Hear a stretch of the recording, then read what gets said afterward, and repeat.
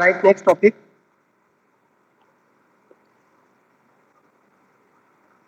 Rules for stability of different species.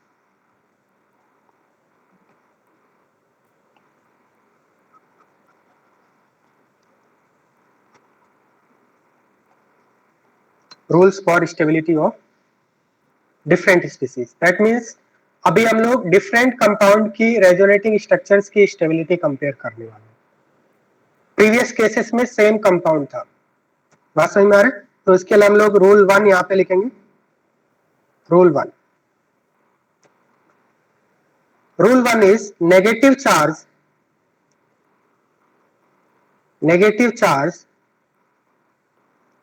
delocalized on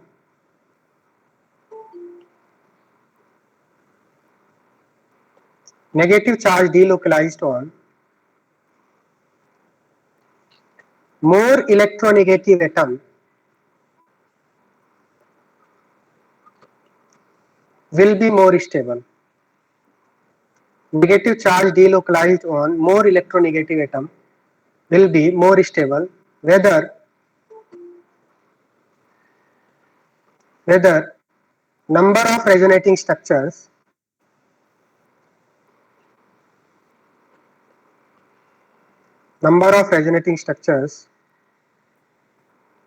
are more or less. What do you mean by this?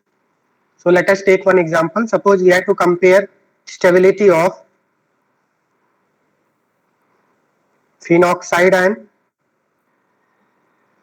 Stability of phenoxide ion. This is phenoxide ion and acetate ion. Phenoxide ion and acetate ion. Which is more stable? तो यहाँ पे previous जो हमने class में सीखा था उससे ये डिफरेंट है, क्योंकि क्या ये सेम कंपाउंड है? क्या ये सेम कंपाउंड के रेजोनेटिंग स्ट्रक्चर है? नहीं. ये बात समझ में आ रहा है आपको? तो प्रीवियस क्लास में जो रूल देखे थे वो सेम कंपाउंड के रेजोनेटिंग स्ट्रक्चर पे अप्लाई होगा.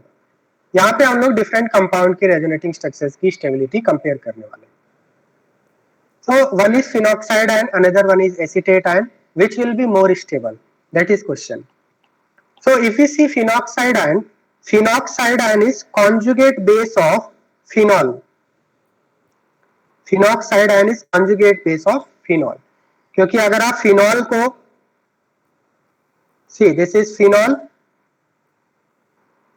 और phenol का अगर आप रिएक्शन कराएंगे बेसिक मीडियम में, अगर phenol का बेस के साथ रिएक्शन कराएं बेस, तो बेस क्या करता है? एसिडिक हाइड्रोजन को एक्सट्रैक्ट कर लेता है. तो इस फिनॉल के अंदर एसिडिक हाइड्रोजन कौन सा है? What do you mean by acidic hydrogen? The hydrogen which is attached to more electronegative atom like oxygen, nitrogen, sulfur, triple bond, that are called acidic hydrogens. तो फिनॉल में acidic hydrogen कौन सा है? OH. तो ये base क्या करेगा? इस एसिडिक हाइड्रोजन को एक्सट्रैक्ट कर लेगा and it will convert into conjugate base phenoxide ion. So phenoxide ion is conjugate base of phenol. Can we say like this? बताइए समझ में आ रहा है? Phenoxide ion is conjugate base of phenol. Similarly, acetate ion is conjugate base of acetic acid, because acetic acid has CH3COOH और CH3COH का अगर base के साथ रिएक्शन करेंगे तो बेस क्या करेगा? एसिटिक एसिड के H को एक्सट्रैक्ट कर लेगा. It will convert into acetate. Now the question is which is more stable between these two? Which is more stable? So let us draw the resonating structures of both the compounds. Okay. So यहाँ पे हम लोग resonating structure draw करेंगे.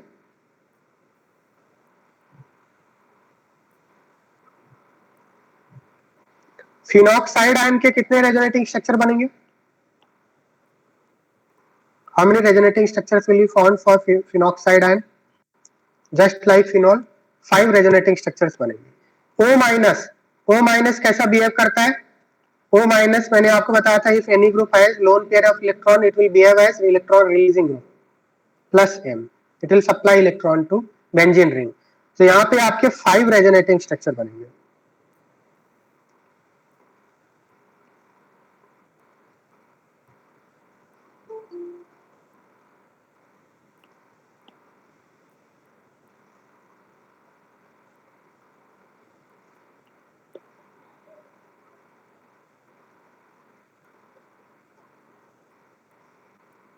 अगर आप copy करना चाहते हैं तो साथ में कॉपी कर सकते हैं, अदरवाइज मैं नोट्स तो सेंड ही करूंगा आपको।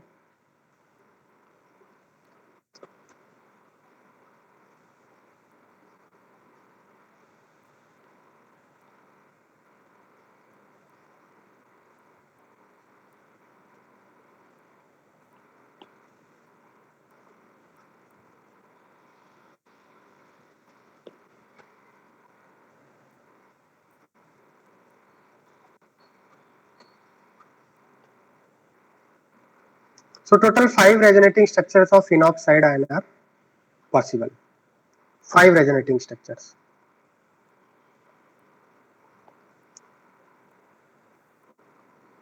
Okay. Similarly, if we see acetate ion, how many resonating structures are possible for acetate ion? How many resonating structures are possible for acetate ion? Negative, single, double. 2 resonating structures. Only 2 resonating structures are possible for acetate ion.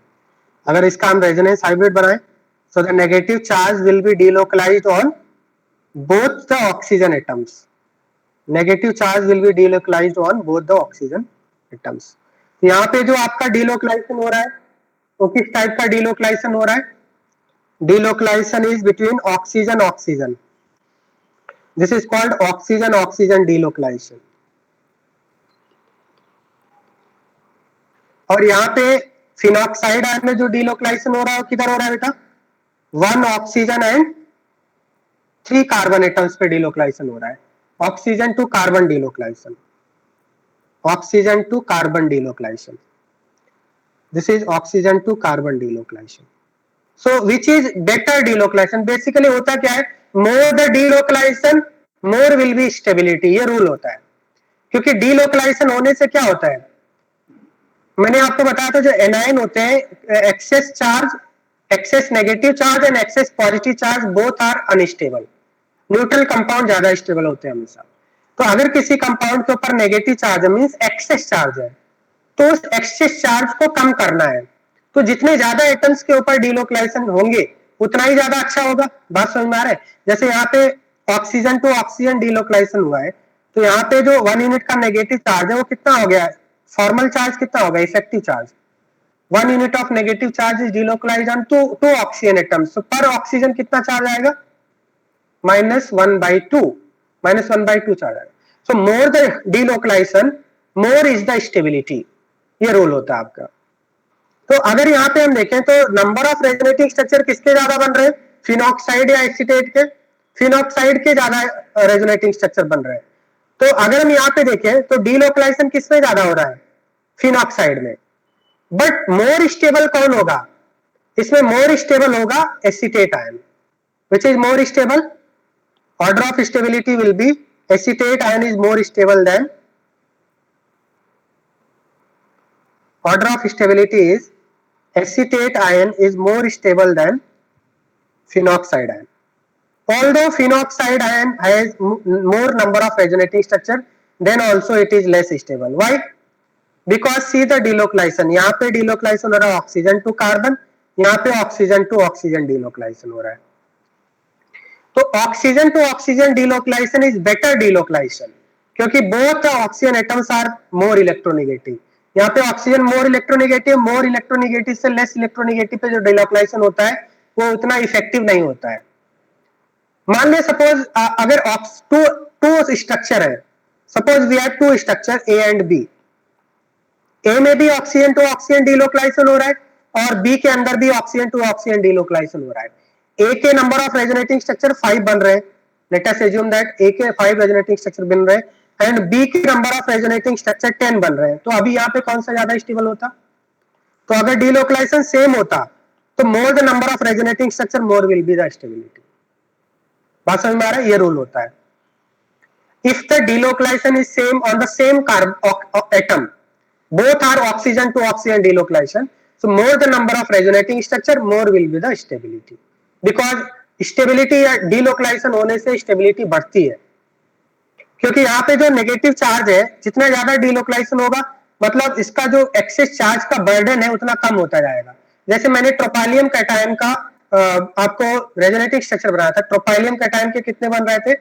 7 resonating structure बन रहे थे, और मैंने आपको बताया था it is very stable compound, क्योंकि वहां पे जो पॉजिटिव चार्ज है 7 कार्बन एटम्स के ऊपर डीलोकलाइज हो रहा था, तो इसका जो डेफिशिएंसी था वो 7 कार्बन एटम्स ने क्या कर लिया? शेयर कर लिया, आपस में शेयर कर लिया, तो उसकी डेफिशिएंसी क्या हो गई? कम हो गई। डेफिशिएंसी कम हो गई मींस मोर स्टेबल हो गया। सो चाहे वो पॉजिटिव चार्ज हो या नेगेटिव चार्ज हो, जितना ज्यादा डीलोकलाइजेशन होता है उतना ही ज्यादा उस नेगेटिव चार्ज या पॉजिटिव चार्ज को हेल्प मिलता है तो stabilise.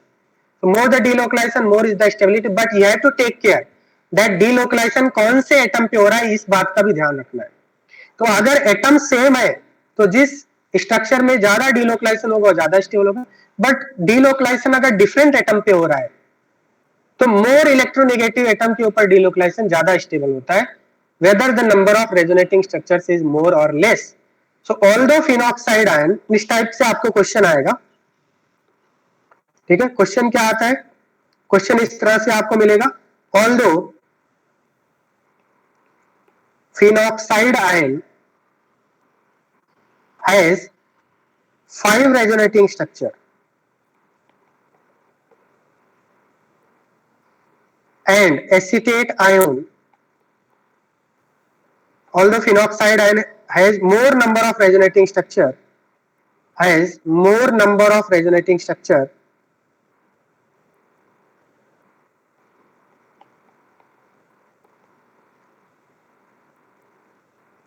then also it is less stable. It is less stable than acetate ion. Why? इस टाइप से आपको क्वेश्चन आएगा। What is reason behind this? Although phenoxide ion has more number of resonating structure, it is less stable than acetate ion. Why? Because in acetate ion, negative charge is delocalized on 2 more electronegative atoms. Because in acetate ion, the negative charge is delocalized on 2 more electronegative oxygen atoms. 2 more electronegative oxygen atoms, unlike phenoxide ion where negative charge is delocalized on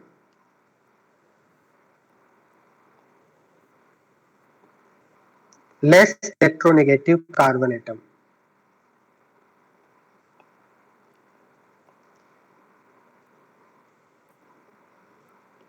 Are you getting what I am saying?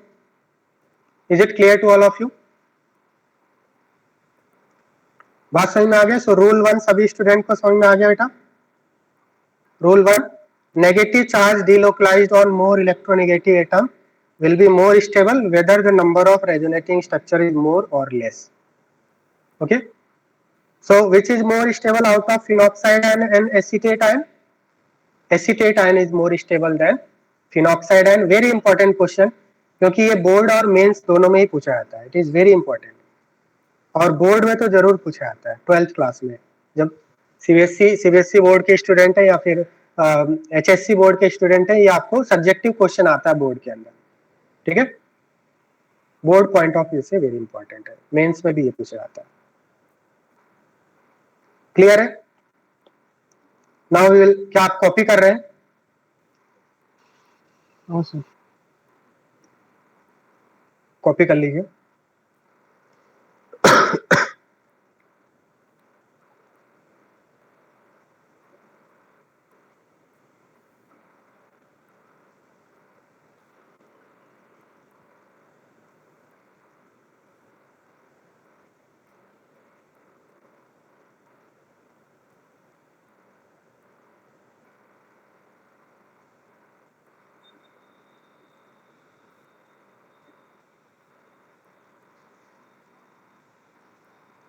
Okay, now we'll write next rule. Similarly, next rule is similarly positive charge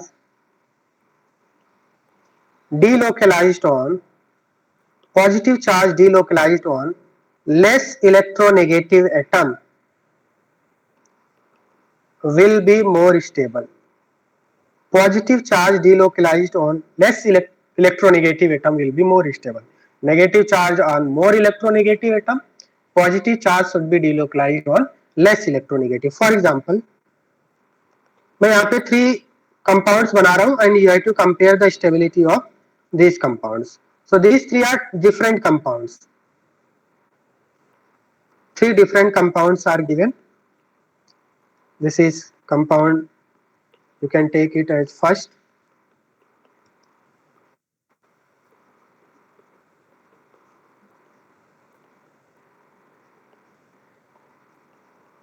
This is second.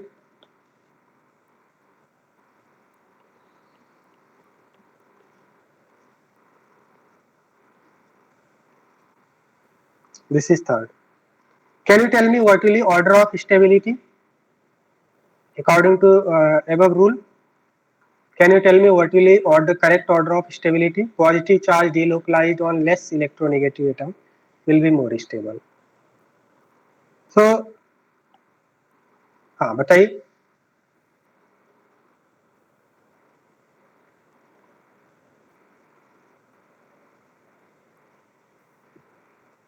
बताइए क्या order होना चाहिए all of you. 1 2 3. Yes 1 2 3 is the correct order. So सबसे पहले तो देखेंगे कि बताइए कि फर्स्ट के कितने रेजोनेटिंग स्ट्रक्चर बनेंगे. Can you tell me how many resonating structures are possible for first compound and which type of conjugation is present. Which type of conjugation is present. Lone pair single double. किस type का conjugation है. Lone pair single double. तो ये आपका lone pair इधर जाएगा और ये जो पाई बॉन्ड है ये नाइट्रोजन के ऊपर जाएगा. तो यहाँ पे जो पॉजिटिव चार्ज है वो 3 नाइट्रोजन के ऊपर, ऑल द 3 नाइट्रोजन एटम के ऊपर डिस्पर्स होगा. मुझे लग रहा है कि आपको समझ में आ रहा होगा. फर्स्ट कंपाउंड में जो पॉजिटिव चार्ज है वो 3 नाइट्रोजन एटम्स के ऊपर डिलोकलाइज होगा. ठीक है, ये आपका फर्स्ट सेकंड रेजोनेटिंग स्ट्रक्चर बन गया. देन थर्ड रेजोनेटिंग स्ट्रक्चर कैसे बनाएंगे. Double bond all the corners पे रोटेट करेगा. एक बार इधर आ गया, एक बार यहाँ पे आ गया और एक बार लेफ्ट वाले कॉर्नर पे आएगा डबल बॉन्ड. तो 3 रेजोनेटिंग स्ट्रक्चर बनेंगे.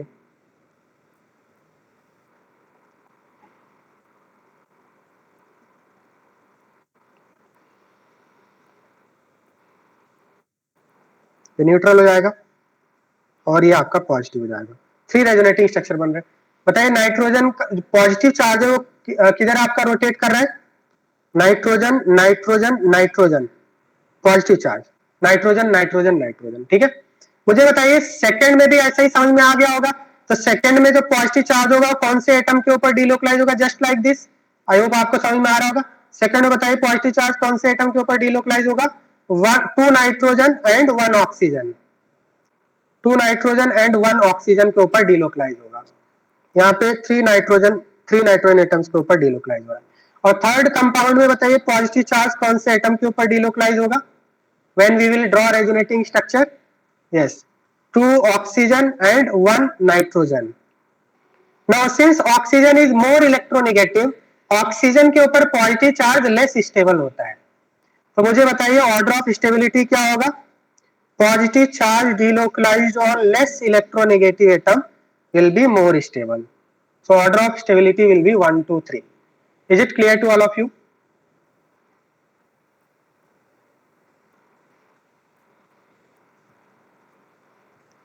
Is it clear to all of you? Yes or no करके बता दीजिए.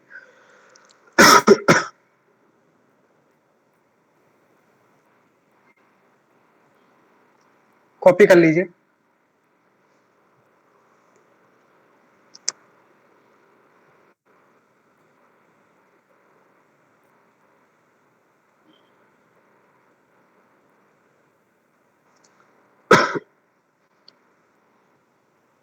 Okay, now write.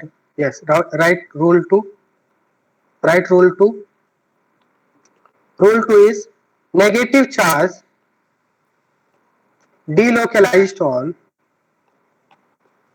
more size atom will be more stable. Negative charge delocalized on more size atom will be more stable. For example, तो मैंने आपको बताया था same period में क्या देखते हैं, इलेक्ट्रोनेगेटिविटी देखते हैं, और डिफरेंट पीरियड में क्या देखते हैं, अगर एटम्स आपके डिफरेंट पीरियड के हैं तो वहां पे साइज देखते हैं, बताया था मैंने आपको, राइट। तो सपोज मान लिया एक इस तरह का मैं कार्बोनेट आयन लेता हूं, this is first and second one is C double bond S O minus, this is second compound, third compound is C double bond S minus and O minus. Can you tell me what will be order of stability?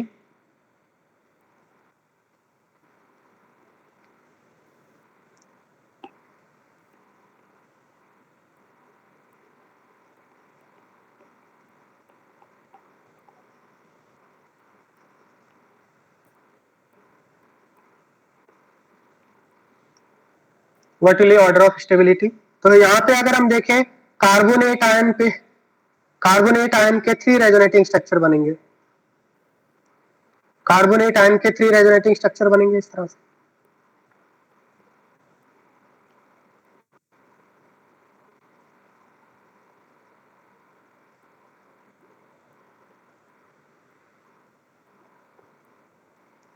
Right. And इधर भी आपके 3 resonating structure बनेंगे, do you agree with this? यहाँ पे भी 3 resonating structure बनेंगे, इसके भी 3 रेजोनेटिंग स्ट्रक्चर बनेंगे, 3 रेजोनेटिंग स्ट्रक्चर, यहाँ पे भी 3 रेजोनेटिंग स्ट्रक्चर बनेंगे। क्या ये सभी स्टूडेंट को समझ में आ रहा है? Just like this carbonate ion, just like carbonate ion. तो यहाँ पे जो आपका नेगेटिव चार्ज है, नेगेटिव चार्ज किधर डिलोकलाइज कर रहा है, फर्स्ट कंपाउंड में नेगेटिव चार्ज कौन से एटम के ऊपर डिलोकलाइज हो रहा है, oxygen oxygen oxygen, 3 oxygen atoms. Second compound में नेगेटिव चार्ज किसके ऊपर डिलोकलाइज होगा, 2 ऑक्सीजन 1 सल्फर। थर्ड कंपाउंड में जो नेगेटिव चार्ज होगा किसके ऊपर डिलोकलाइज होगा, 2 sulphur 1 oxygen. Now oxygen and sulfur are not same period element, so we will consider electronegativity or size, which will decide the stability. Oxygen and sulfur are not same period element, they are different period element, so we will consider size. तो मैंने आपको बताया था जो बड़े size वाले atom होते हैं, बिग साइज के जो एटम होते हैं उनपे नेगेटिव चार्ज ज्यादा स्टेबल होता है, बिग साइज वाले एटम के ऊपर नेगेटिव चार्ज ज्यादा स्टेबल होता है। इसका रीजन भी मैंने बताया था, आपको नोट्स में मिल जाएगा, ठीक है। तो ऑक्सीजन एंड सल्फर पे नेगेटिव चार्ज ज्यादा स्टेबल होता है, sulphur being bigger in size, उसके ऊपर नेगेटिव चार्ज ज्यादा स्टेबल होगा। तो यहाँ पे अगर हम देखें तो what will be the correct order of stability, 3 2 1, क्योंकि थर्ड में 2 मोर साइज वाले सल्फर एटम के ऊपर नेगेटिव चार्ज डिलोकलाइज हो रहा है। यहाँ पे एक ही मोर साइज वाला आइटम है और यहाँ पे कोई भी मोर साइज वाला आइटम नहीं है। क्या ये बात सभी स्टूडेंट को समझ में आ रहा है? मोर साइज वाले एटम के ऊपर नेगेटिव चार्ज ज्यादा स्टेबल होता है, ठीक है। आई कैन राइट हियर, ठीक। तो negative charge on more size atom, or we can say that negative charge on large size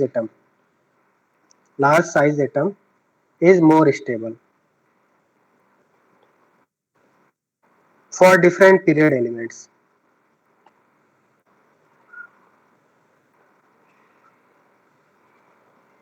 For different period elements. हाँ हाँ ओके, कॉपी कर लीजिए second rule.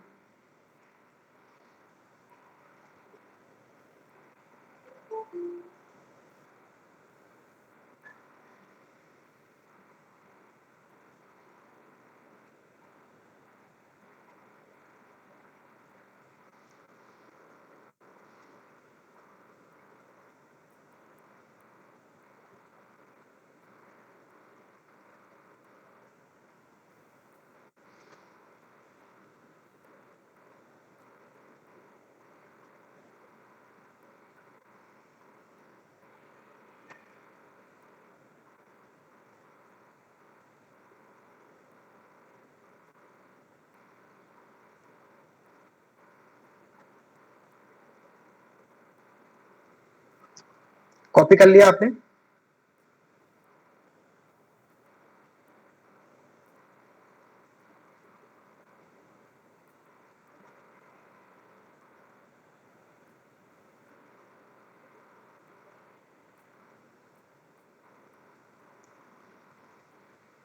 Okay, now write rule 3.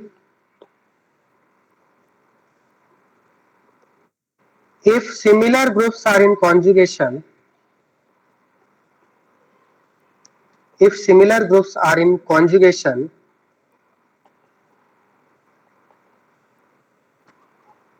the compound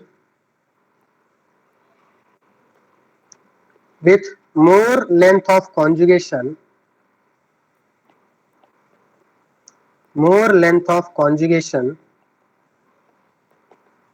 will be more stable. The compound with more length of conjugation will be more stable. In simple words, you can say that more the length of conjugation, more is the stability.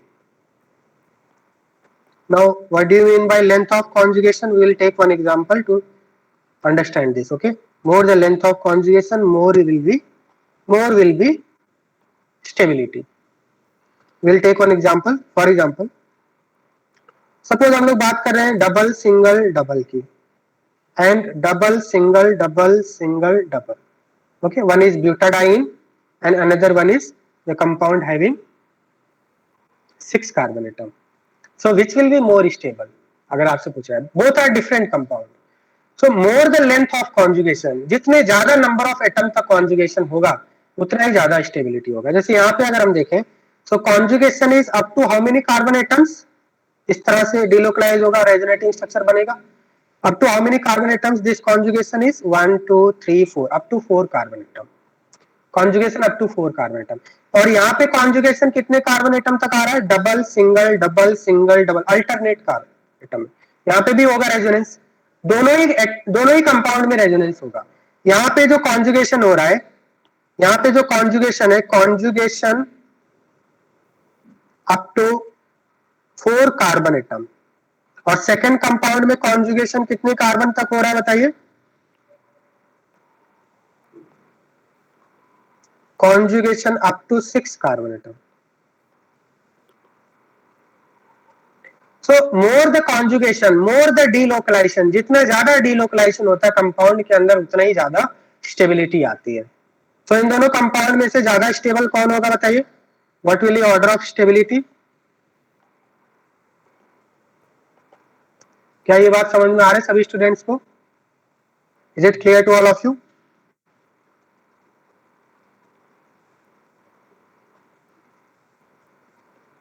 Similarly second में बताइए, second में यहाँ पे कौन सा functional group present है बताइए? One hidden hydrogen is there. Which functional group is present here? Aldehyde. Aldehyde functional group is present. Yes. So यहाँ पे आपका कॉन्जुगेशन किधर है? इस तरह से हो रहा है. यहाँ पे भी वही रूल लगाएंगे. So which what will be order of stability? Second will be more stable than first. ठीक है.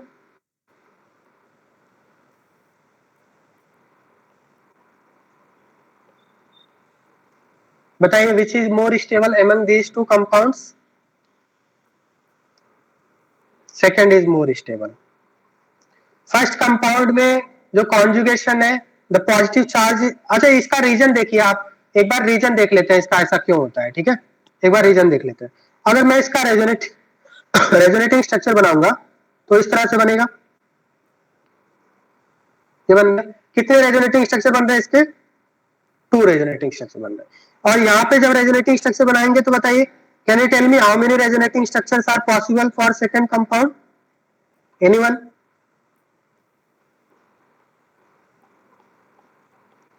How many resonating structures are possible? 3 resonating structures are possible, right? पहले आपका यहाँ से ये थर्ड नंबर पे आया, फिर यहाँ से आपका इस नंबर पे आ गया, तो इसके 3 resonating structure बनाना. अब मैंने आपको बताया था what do you mean by positive charge on any carbon atom? Positive charge means electron deficiency. मतलब ये जो कार्बन है, इस कार्बन के पास इलेक्ट्रॉन की डेफिशिएंसी थी. अब इस इलेक्ट्रॉन की डेफिशिएंसी थी, तो दूसरे कार्बन नंबर 2 एंड 3 ने एक तरह से हेल्प किया उसको। कैसे हेल्प किया? अपना पाई इलेक्ट्रॉन क्लाउड सप्लाई कर दिया और उसके पॉजिटिव चार्ज को अपने ऊपर ले लिया।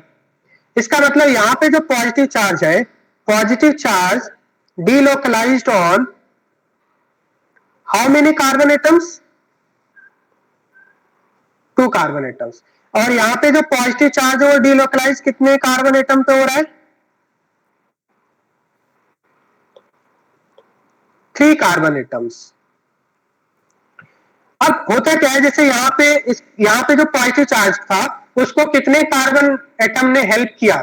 इसके पॉजिटिव चार्ज को पहले कार्बन नंबर 3 ने सपोर्ट किया, 1 2 3 4 5, फर्स्ट से थर्ड पे आ गया, फिर थर्ड से फिफ्थ पे आ गया। इसका मतलब क्या हो रहा है कि कार्बन नंबर 1 का जो पॉजिटिव चार्ज है, उस पॉजिटिव चार्ज को इस अदर एटम्स अपने ऊपर पॉजिटिव चार्ज ले रहे हैं और इस पॉजिटिव चार्ज को स्टेबलाइज करने में हेल्प कर रहे हैं। एक इसको इस तरह से हम लोग समझ सकते हैं, जस्ट फॉर अंडरस्टैंडिंग। मान लो एक पर्सन है ए और इस पर्सन को पैसे की जरूरत है और इसके 2 फ्रेंड्स हैं। ए पर्सन के 2 फ्रेंड्स हैं जो इसको पैसे दे सकते हैं, ठीक है? मतलब एक और फ्रेंड है इसका जो उसको पैसे दे सकता है। एक तो इसके ऊपर खुद पॉजिटिव चार्ज इलेक्ट्रॉन डेफिशिएंसी, पैसे की इसके पास कमी है, ए पर्सन ए के पास। इसका एक फ्रेंड है जो इसको सपोर्ट कर सकता है और पर्सन बी है, पर्सन बी के 2 फ्रेंड्स हैं जो इसको सपोर्ट कर सकते हैं। जब पैसे की जरूरत पड़ेगी तो उसको सपोर्ट कर सकते हैं। मुझे बताइए which will be more stable situation, A और बी? बी, क्योंकि बी को 2 पर्सन है जो उसको सप्लाई कर सकते हैं, जो उसको हेल्प कर सकते हैं। तो यहां से ऐसा ही हो रहा है कि जो पॉजिटिव चार्ज है, पॉजिटिव चार्ज क्या कर रहा है? पॉजिटिव चार्ज डीलोकलाइज हो रहा है। पहले 1 से 3 पे गया, 3 से 5 पे गया। तो जितना ज्यादा डीलोकलाइजेशन होगा, मतलब जो कार्बन नंबर 1 की डेफिशिएंसी थी, उस डेफिशिएंसी को कार्बन नंबर 3 ने अपने ऊपर ले लिया, फिर कार्बन नंबर 5 ने अपने ऊपर ले लिया। तो एक तरह से कार्बन नंबर 3 एंड 5 ने सपोर्ट किया ना 1 को। So more the delocalization, more is the stability. Do you agree with this? More the delocalization, more is the stability. More the stability of cation or anion. Stability of cation or anion. Cation और anion दोनों की stability delocalization से बढ़ती है, क्योंकि delocalization होने से एक तरह का support मिलता है। उसकी जो एक्सेस चार्ज डेंसिटी है एनायन में वो कम होती है और कैटायन में जो डेफिशिएंसी है वो कम होती है। बात समझ में आ रहा है? तो यहाँ पे कौन से ज्यादा स्टेबल होगा? सेकंड। तो आई थिंक आपको समझ में आ गया, ठीक है? सपोज मान लिया इसमें एक और इस टाइप का हम लोग 3 एग्जांपल ले लिया हमने। हाँ, okay, fine. Is it clear to all of you up to here? Is it clear? हाँ, कॉपी कर लीजिए आप, कॉपी कर लीजिए सभी स्टूडेंट्स, कॉपी कर लीजिए। देन हम लोग कुछ और एग्जांपल करेंगे।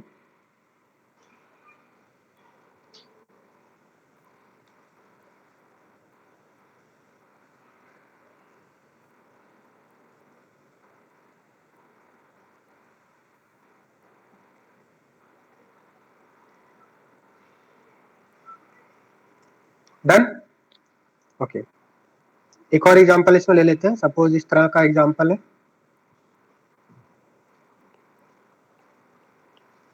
विच विल बी मोर स्टेबल। यहाँ पे जो नेगेटिव चार्ज है ऑक्सीजन का वो कौन सपोर्ट करेगा?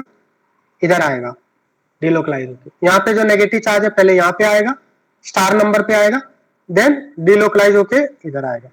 So this negative charge, 1 unit of negative charge delocalise on 1 oxygen and 2 carbon atom. और यहाँ पे जो नेगेटिव चार्ज है 1 ऑक्सीजन 1 कार्बन एटम के ऊपर है। तो अब नेगेटिव में भी प्रॉब्लम होता है, जैसे मैंने बताया पॉजिटिव का मतलब डेफिशिएंसी होता है, वो भी अच्छी बात नहीं है, और नेगेटिव का मतलब एक्सेस चार्ज डेंसिटी, तो वो भी अच्छी बात नहीं होती है। अगर किसी एटम के ऊपर नेगेटिव चार्ज है, एक्सेस इलेक्ट्रॉन डेंसिटी है, that is also not stable. So यहाँ पे जो नेगेटिव चार्ज है वो एक कार्बन एटम के ऊपर डिलोकलाइज होगा। मतलब इफेक्टिव चार्ज कितना हो गया बताइए मुझे?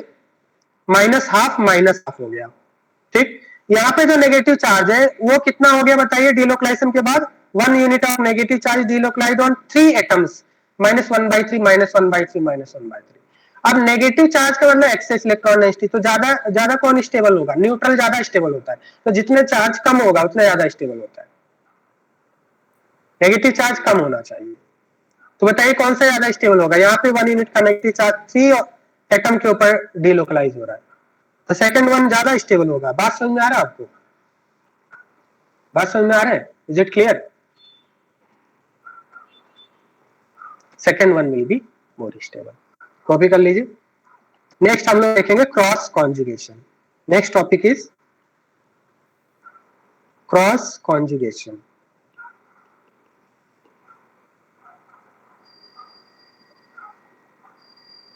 सो क्रॉस कॉन्जुगेशन का मतलब क्या होता है? पहले तो इसका डेफिनेशन लिख लेते हैं। इफ टू ग्रुप्स आर क्या बोल रहे हो?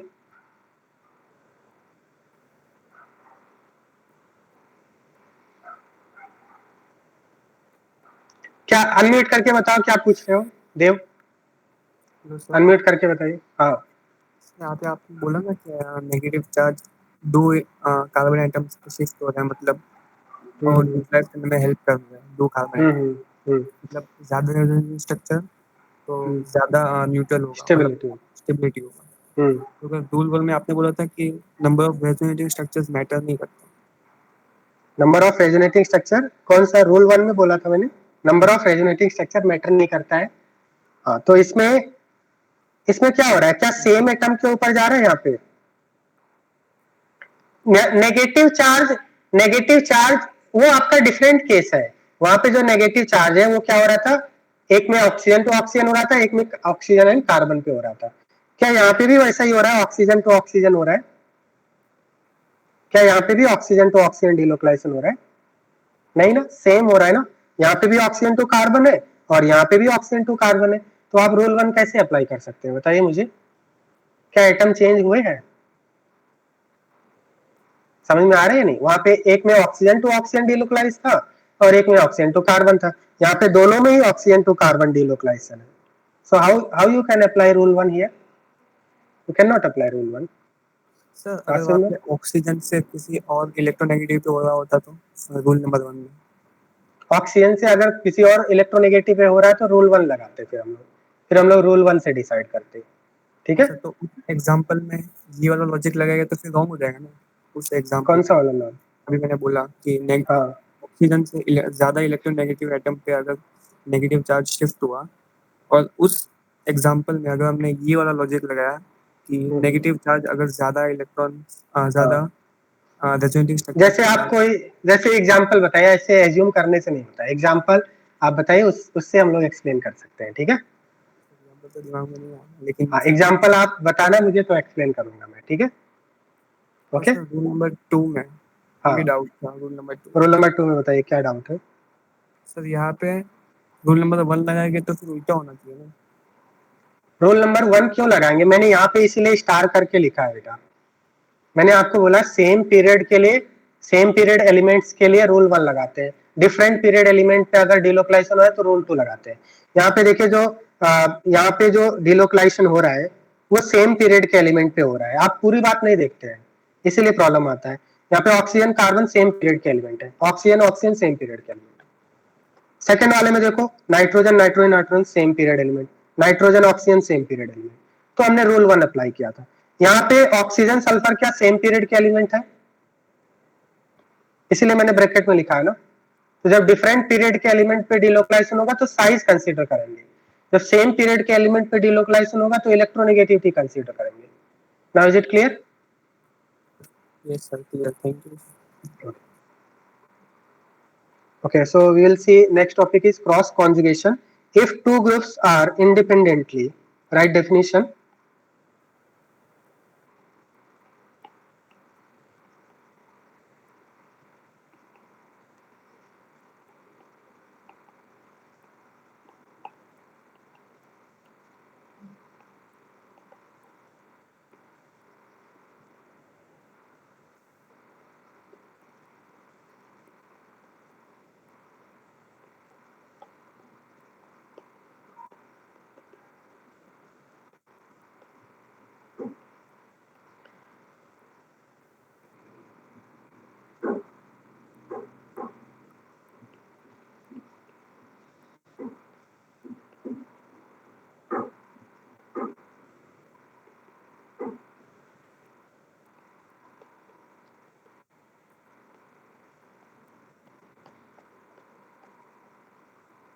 If two groups are independently conjugated with a third group, but they are not in conjugation with each other, then such type of system is called cross conjugated system. अभी मैं आपको explain करूंगा example से, don't worry. सब अब यहाँ पे एक पॉइंट लिखेंगे नोट करके, linear conjugated system, linear conjugated system is more stable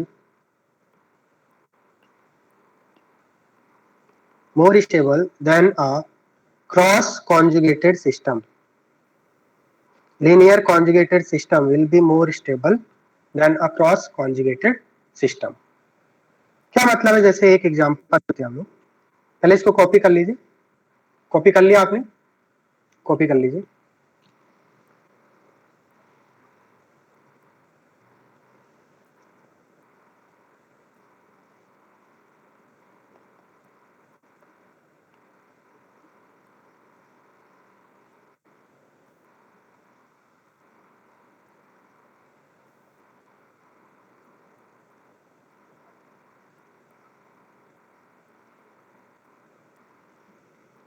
suppose आपसे पूछा जा रहा है which is more stable among first and second, then what will your answer? First and second, which will be more stable? So अगर यहाँ पे हम लोग सेकेंड में देखें, ये आपका जो फर्स्ट कंपाउंड है इसको लीनियर कॉन्जुगेशन बोलते हैं। Double single double single double, बात समझ में आ रहा है? The groups are in conjugation with each other, right? This is called linear conjugation. एक लीनियर में आपका double single double alternate double bonds आ रहे हैं, so this is the example of linear conjugation. Second जो कंपाउंड बनाए इसको हम लोग बोलते हैं cross conjugation. This is called cross conjugation. Why it is cross conjugation? Because यहाँ पे टू डबल बॉन्ड्स हैं। डबल बॉन्ड मैं इसको नंबरिंग कर देता हूं for your understanding. Suppose this is double bond A, this is double bond B, and this is double bond C. Now double bond A is in conjugation with C, A conjugation में C से, double bond B is also in conjugation with C, isn't it? But क्या double bond A double bond B के साथ conjugation में है? They are not in conjugation. So such type of system is called cross conjugated system, जिसमें यहाँ पे मैंने definition बताया, if two groups are independently conjugated with a third group but they are not in conjugation with each other, then such type of system is called cross conjugated system. So A C के साथ conjugation है double single double, B C के साथ conjugation है double single double, but A B के साथ conjugation में नहीं है। क्यों? क्योंकि यहाँ पे दो सिंगल बॉन्ड आ गया ना, और मैंने बताया था दो सिंगल बॉन्ड नहीं आना चाहिए, अल्टरनेट बॉन्ड आना चाहिए, double bond, double single double single double, तो उसको हम लोग वहां पे कॉन्जुगेशन होता है। तो ए और बी, ए बी के साथ कॉन्जुगेशन में नहीं है। सो इसमें से ज्यादा स्टेबल कौन होता है क्रॉस कॉन्जुगेशन और लीनियर कॉन्जुगेशन में? लीनियर कॉन्जुगेटेड सिस्टम ज्यादा स्टेबल होता है। ऐसा क्यों होता है? क्योंकि अगर हम यहाँ पे देखें तो ए सी के साथ कॉन्जुगेशन में है और बी सी के साथ, मतलब ए सी के साथ कॉन्जुगेशन में है। जब ये कॉन्जुगेशन में आएगा तो एक तरह से सी इसको क्या करेगा, सी इसको रोकेगा। सी बी के साथ भी कॉन्जुगेशन है, तो क्या वो उतना इफेक्टिव कॉन्जुगेशन हो पाएगा? एक साथ दोनों तरफ इसका डाइवर्जन हो रहा है, सी ए के साथ भी कॉन्जुगेशन है, सी बी के साथ भी कॉन्जुगेशन है, तो उतना इफेक्टिव कॉन्जुगेशन नहीं होगा। This is called cross conjugation. Are you getting what I am saying? C A के साथ भी कॉन्जुगेशन है, सी बी के साथ भी एंगेज्ड है, तो सी उतना इफेक्टिवली कॉन्जुगेशन में नहीं इन्वॉल्व हो पाएगा। Is it clear to all of you? Such type of system is called cross conjugated system. Copy कर लीजिए आप।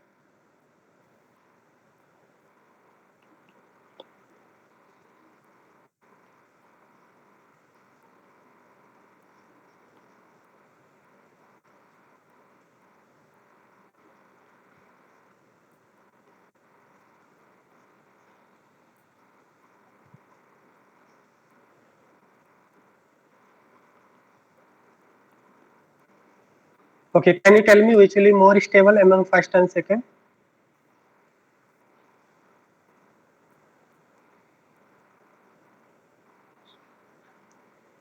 विच is more stable.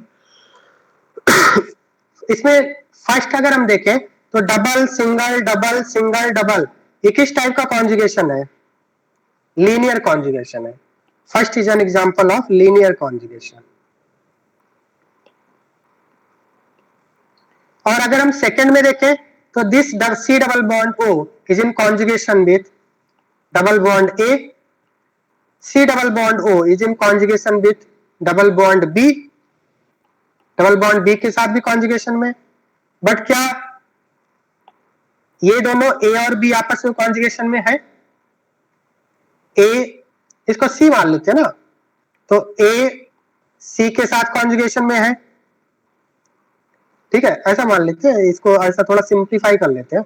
A C के साथ कॉन्जुगेशन में है, बी सी के साथ कॉन्जुगेशन में है, बट ए एंड बी आपस में कॉन्जुगेशन में नहीं है, तो that's why it is called cross conjugated system. Cross conjugation हो रहा है इसमें। तो जब आपका सी ए के साथ कॉन्जुगेशन में है तो इसको बी रोकेगा एक तरह से, सी का जो आपका फोकस है वो ए की तरफ भी है और बी की तरफ भी है, तो उतना इफेक्टिव कॉन्जुगेशन नहीं हो पाएगा। So which is more stable?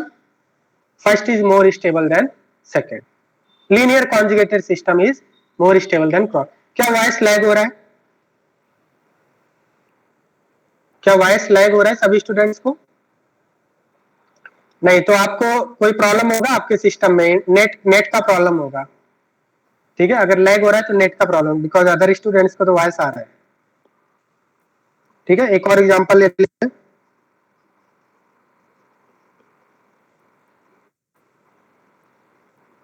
Cross conjugation होने से रेजोनेंस पे, मैंने बताया क्रॉस कॉन्जुगेशन होने से रेजोनेंस उतना इफेक्टिव नहीं होता है, यही तो बताया मैंने अभी। अगर क्रॉस कॉन्जुगेशन होने लगे तो उतना इफेक्टिव रेजोनेंस नहीं हो पाता है।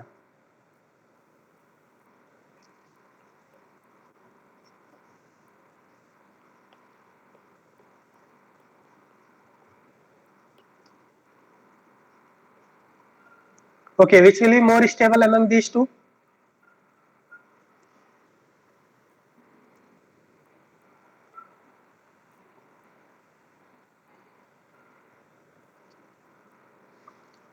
So first में क्या है आपका? First is linear conjugation, negative single double single double single double, alternate आ रहे हैं ना? क्या अल्टरनेट दिखाई दे रहा है सभी को? Negative single double single double single double. तो ये आपका किस टाइप का एग्जांपल है? This is the example of linear conjugation. Linear conjugation है। अगर इसका रेजोनेटिंग स्ट्रक्चर मैंने आपको बनाया है एक बार रेजोनेटिंग स्ट्रक्चर इसका बनवाया था मैंने, इस तरह से आएगा। बात समझ में आ रही है? तो ये लीनियर कॉन्जुगेशन है। सिंगल बॉन्ड डबल बन जाएगा, डबल बॉन्ड सिंगल में कन्वर्ट हो जाएगा अगर आप इसका सेकंड रेजोनेटिंग स्ट्रक्चर बनाएंगे तो। बट यहाँ पे अगर हम देखें सेकंड वाले में, तो नेगेटिव चार्ज क्या इस डबल बॉन्ड के कॉन्जुगेशन में है? क्या ये वाले डबल बॉन्ड के कॉन्जुगेशन में है नेगेटिव चार्ज? नहीं। तो फर्स्ट में अगर हम देखें तो negative charge on oxygen is in conjugation with an double bond O. Second में negative charge on oxygen is not in conjugation with an double bond. Negative charge on oxygen, I'm talking about this oxygen, is not in conjugation with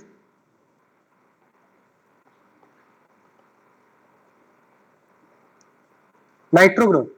So this is second one is cross conjugated system. This is cross conjugated system. अगर यहाँ पे देखें तो क्या ये negative charge benzene से conjugation में है? यस। क्या NO2 का डबल बॉन्ड बेंजीन के साथ कॉन्जुगेशन में है? यस। बट क्या ये दोनों आपस में कॉन्जुगेशन में है? क्यों क्रॉस कॉन्जुगेटेड सिस्टम क्यों बोले समझ में आ रहा है? This O minus is in conjugation with benzene, देखो ऐसा लिख लेते हैं, O minus is in conjugation with benzene, NO2 is also in conjugation with benzene, but O minus and NO2 are not in conjugation with each other. That's why it is called cross conjugated system. क्योंकि यहाँ पे देखिए negative single double single single double आ गया ना, single single double. तो क्या ये नेगेटिव चार्ज इस NO2 के ऊपर जा सकता है? डिलोकलाइज होगा ये नेगेटिव चार्ज NO2 के ऊपर? नहीं हो पाएगा। बट अगर फर्स्ट में देखें तो फर्स्ट में बहुत ही इजीली डिलोकलाइजेशन हो जाएगा। जैसे यहाँ पे मैंने एरो बनाया है, तो एरो से देखिए इसका फर्स्ट का रेजोनेटिंग स्ट्रक्चर कैसे बनाएंगे, ये इस तरह से हो जाएगा।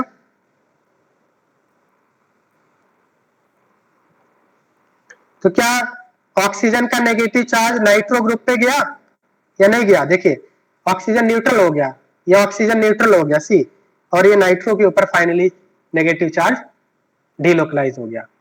बट इसमें आप मेटा पोजीशन पे कभी डिलोकलाइजेशन नहीं होता है। अगर दो ग्रुप एक दूसरे के 1,4 पोजीशन पे हैं तो डिलोकलाइजेशन हो जाता है। अगर 1,3 पोजीशन पे है तो डिलोकलाइजेशन नहीं होता। इंपॉर्टेंट बात बता रहा हूं, मेटा पोजीशन पे डिलोकलाइजेशन नहीं होता है। क्यों नहीं होता है, समझ में आ गया बेटा? ठीक है, this is Meta position. Ortho, Meta, para. Para position पे डिलोकलाइजेशन होता है, मेटा पोजीशन पे अगर कोई ग्रुप लगाए तो वहां पे डिलोकलाइजेशन नहीं हो पाता है, क्योंकि ये सिंगल सिंगल डबल आ जाता है, सिंगल सिंगल डबल। ठीक है, बात समझ में आ गया? कॉपी कर लीजिए, आप कॉपी कर लीजिए सभी स्टूडेंट्स।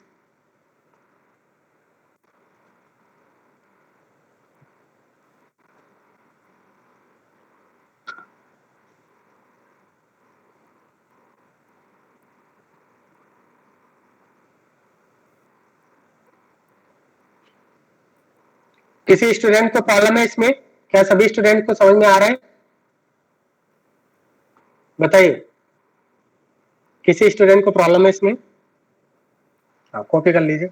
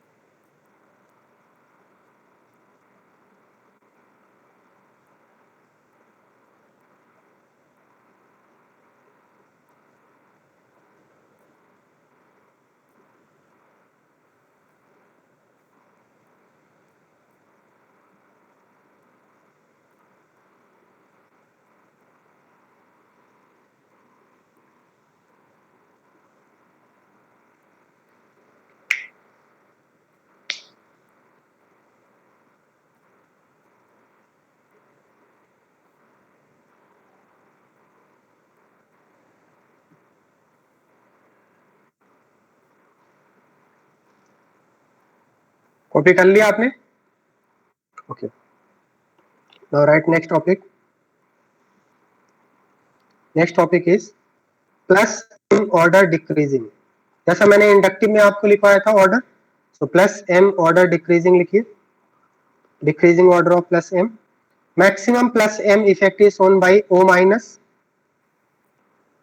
और अगर ओ माइनस की हम लोग बात करें तो ये प्लस एम शो करता है एंड प्लस आई भी शो करता है। It is a electron releasing group both by inductive and mesomeric. और अगर आपसे पूछा जाए प्लस एम और प्लस आई में ज्यादा इफेक्टिव कौन होता है, तो plus M is far far effective than plus I. ठीक है, मैंने आपको बताया सपोज ये 10 यूनिट से सप्लाई कर रहा है तो ये 100 यूनिट से सप्लाई करता है इलेक्ट्रॉन। बात समझ में आ रहा है? ज्यादा इफेक्टिव कौन होगा इलेक्ट्रॉन सप्लाई करने में? इंडक्टिव इफेक्ट बहुत ही स्मॉल होता है मेसोमेरिक के कंपैरिजन में। सो ओ माइनस मैक्सिमम माइनस आई प्लस एम होगा। देन ओ माइनस के बाद NH2 आएगा, NHR, NR2, OH, OR, then NHCOR, then OCOR, NHCOR, OCOR, and then उसके बाद हम लोग लिख सकते हैं PH, CH2 double bond CH, fluorine, chlorine, bromine and iodine. This is plus M order. Okay,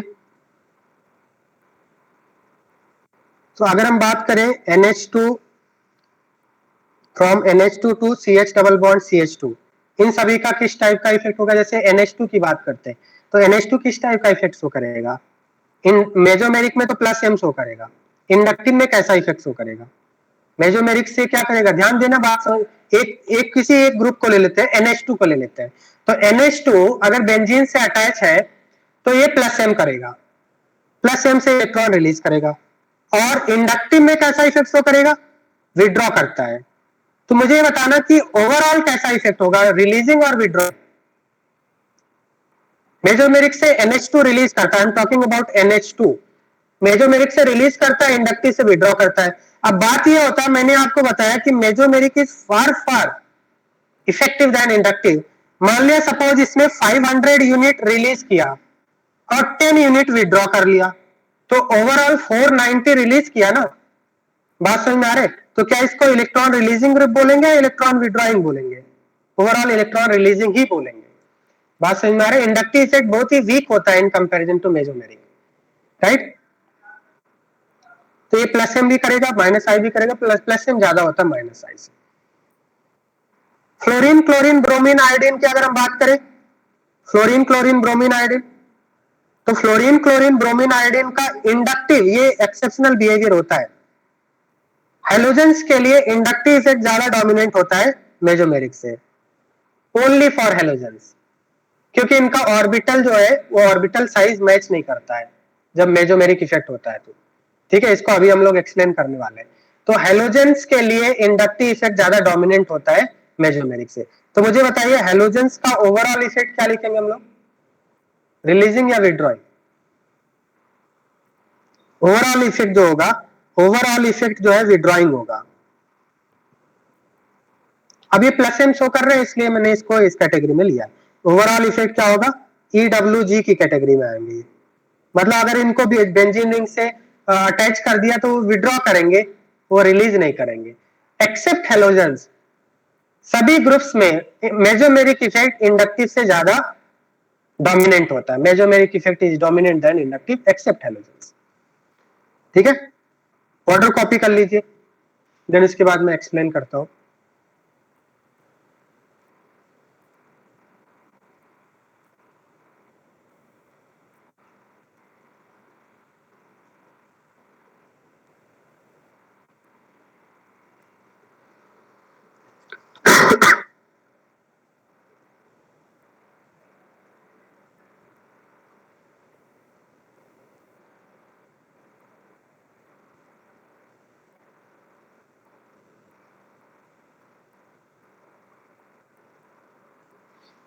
copy कर लिया आपने?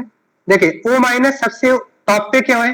क्योंकि O माइनस पे एक्सेस इलेक्ट्रॉन डेंसिटी है, 3 लोन पेयर है, तो आपको समझ में आ गया होगा एक्सेस इलेक्ट्रॉन डेंसिटी है तो इलेक्ट्रॉन रिलीज करने की टेंडेंसी ज्यादा होगी, तो नेगेटिव वाले सबसे टॉप पे आएंगे। उसके बाद न्यूट्रल, न्यूट्रल उसके नीचे आया।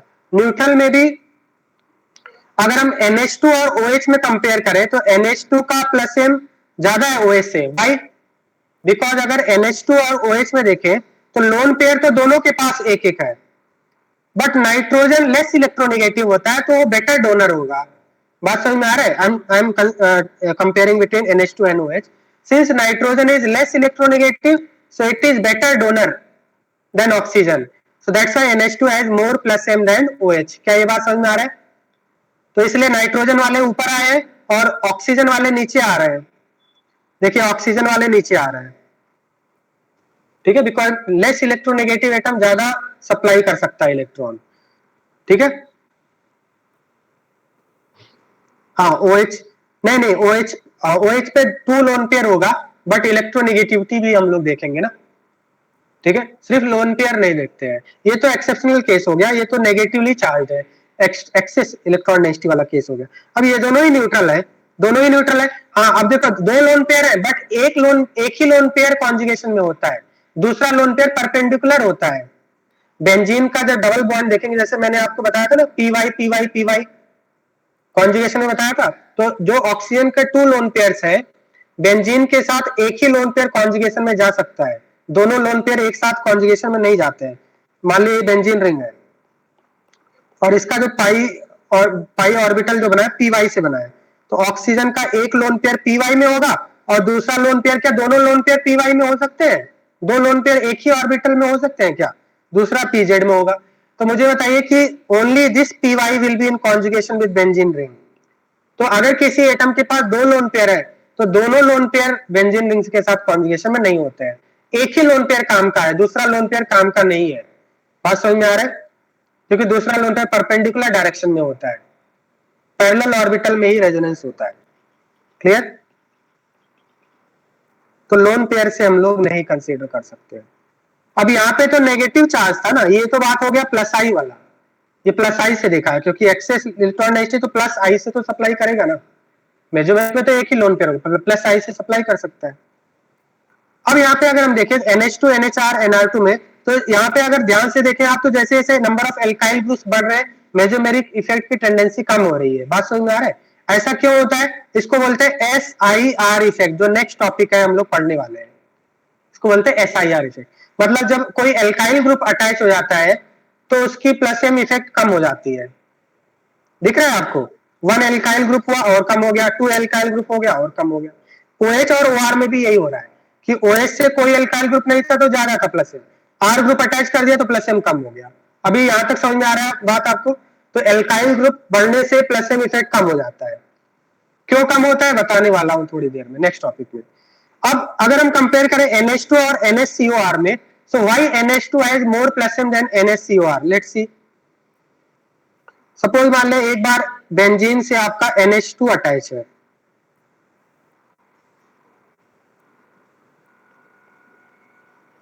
एंड दूसरे केस में आपका बेंजीन से NHCOR अटैच है, किसका प्लस एम ज्यादा होगा बताइए मुझे?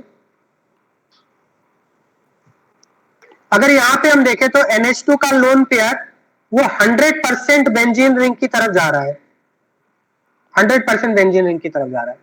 और यहां पे अगर हम देखें NH का जो लोन पेयर है वो ये बेंजीन रिंग के साथ भी कॉन्जुगेशन में है और इस CO के साथ भी कॉन्जुगेशन में है। क्या ये लोन पेयर CO के साथ कॉन्जुगेशन में नहीं है ना? CO लोन पेयर CO के साथ भी कॉन्जुगेशन है, मतलब जो NH का लोन पेयर है वो 50% CO के साथ इलेक्ट्रॉन डेंसिटी गया और 50% ही बेंजीन रिंग की तरफ जा पाया। तो मुझे बताइए कि NH2 ज्यादा इफेक्टिव होगा इलेक्ट्रॉन रिलीज करने में बेंजीन को, या फिर NHCOR ग्रुप ज्यादा इफेक्टिव होगा बेंजीन को इलेक्ट्रॉन डेंसिटी सप्लाई करने में? Which will be more effective to supply electron density in benzene ring? That's why we will say that NH2 has more plus m than NHCOR. क्या ये सभी student को समझ में आ गया? हाँ, like cross conjugation, we can say that it is like cross conjugation. Yes, you are correct. Cross conjugation type का situation हो गया। Similarly, OH and OCOR में प्लस m किसका ज्यादा होगा?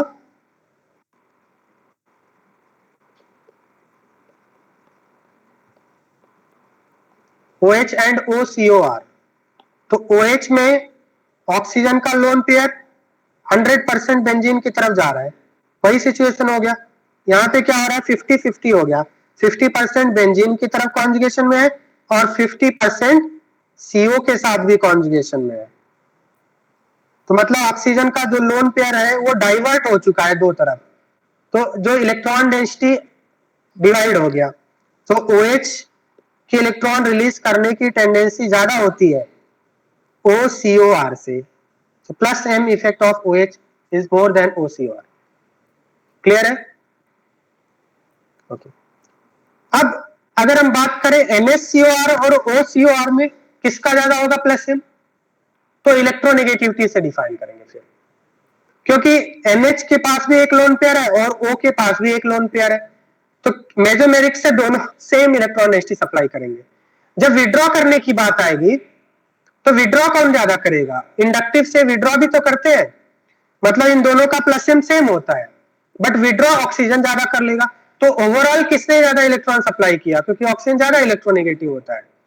ओवरऑल नाइट्रोजन ने ज्यादा, तो नाइट्रोजन वाले पहले आ रहे हैं, ऑक्सीजन वाले बाद में आ रहे हैं। यही यहाँ पे भी ऐसा ही हुआ, nitrogen than oxygen, nitrogen than oxygen. समझ में आ रहा है बात आपको? क्योंकि ऑक्सीजन ज्यादा इलेक्ट्रोनेगेटिव होता है तो प्लस एम से तो सप्लाई करेगा बट इंडक्टिव से विड्रॉ कर लेता है। Is it clear to all of you why NHCOR is has more plus M than OCOR।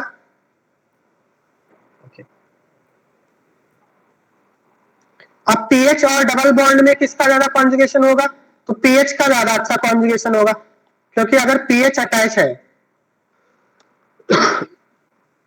Suppose मान लिया इस टाइप का सिस्टम है, CH double bond CH CH2 plus,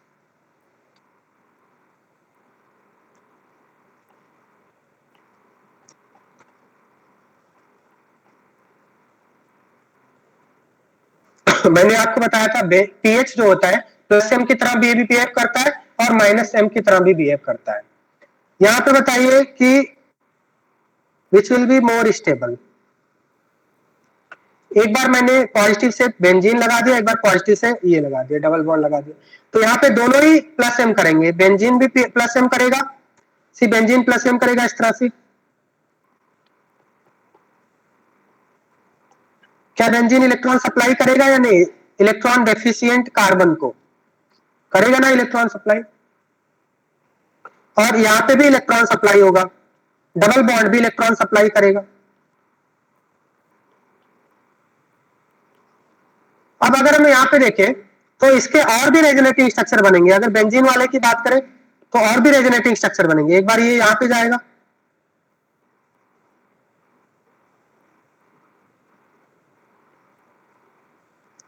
तो मुझे बताइए इस पॉजिटिव चार्ज को न्यूट्रलाइज करने के लिए कौन ज्यादा इफेक्टिव है, पीएच और डबल बॉन्ड?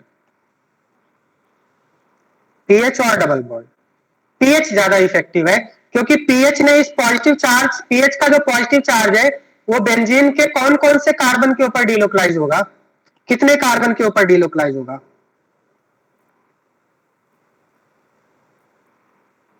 3 कार्बन के ऊपर आएगा ना। एक बार यहाँ पे जब एक एक करके डीलोकलाइज करेंगे, एक बार अगर सिर्फ मान लीजिए ये एरो नहीं बनाया होता, अगर सिर्फ ये वाला एरो बनाया होता तो यहाँ पे आता ना पॉजिटिव चार्ज। ऐसे भी क्वेश्चन आते हैं, इस टाइप का क्वेश्चन आता है कि ये जो positive charge will be delocalize on how many carbon atoms, ऐसे क्वेश्चन जेई में पूछे आते हैं। तो आपका आंसर क्या बोलेंगे बताइए? Positive charge is delocalize on how many carbon atoms, तो आप बोलेंगे 4 कार्बन एटम्स। यहाँ पे 2 तो मैंने यहाँ पे दिखा दिया, एक और होगा, जब एक बार ऐसा करेंगे तो एक और बनेगा ना, वो भी बना देता हूं इधर। देखो एक और बनेगा यहाँ पे, CH2 डबल बॉन्ड और यहाँ पे प्लस बन जाएगा। That means positive charge is delocalized on 4 carbon atoms, और यहाँ पे positive charge is delocalized on only 2 carbon atom. ज्यादा कौन स्टेबल होगा? More the delocalization more is the stability. So PH ज्यादा प्लस एम करेगा या डबल बॉन्ड? पीएच ज्यादा प्लस एम करता है। आई होप आपको समझ में आ गया होगा। तो पीएच का प्लस एम ज्यादा होगा डबल बॉन्ड से। अब फ्लोरीन, क्लोरीन, ब्रोमीन, आयोडीन ये एक्सेप्शनल बिहेवियर होते हैं, जिसमें माइनस आई ज्यादा होता है प्लस एम से। ये आगे हम लोग देखने वाले हैं जब टॉपिक आएगा, ठीक है, उसमें हम लोग देखने वाले हैं। क्या ये कॉपी कर लिया आपने? क्या आपने ऑर्डर कॉपी कर लिया सभी स्टूडेंट ने? प्लस एम का ऑर्डर हो गया। अब हम लोग माइनस एम का ऑर्डर लिखेंगे, right? Decreasing order of minus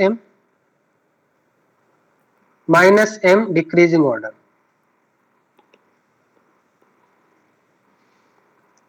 so minus M में most powerful minus M group is NO2, nitro is very powerful because of 2 more electronegative oxygen and 1 more electronegative nitrogen। NO2, then इसके बाद CN आता है, then उसके बाद आपका आएगा COX that is acid halide, then aldehyde आते हैं, देन कीटोन, कीटोन के बाद आता है आपका OCOR, COOR, COOH, CONH2। This is the order of minus M. Copy कर लीजिए।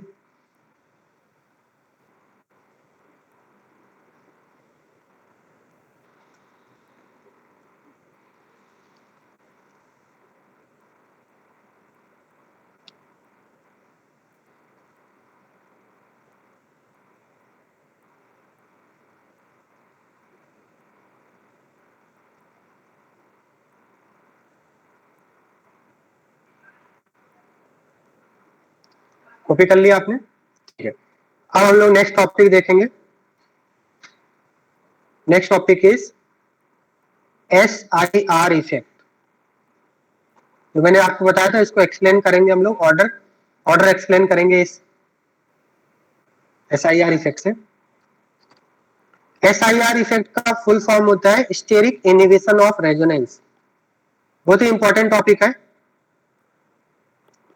Steric inhibition of resonance.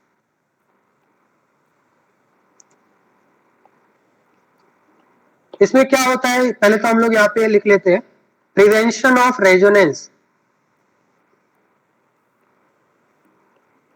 prevention of resonance due to van der Waal repulsion. Due to van der Waal repulsion is called steric inhibition of resonance.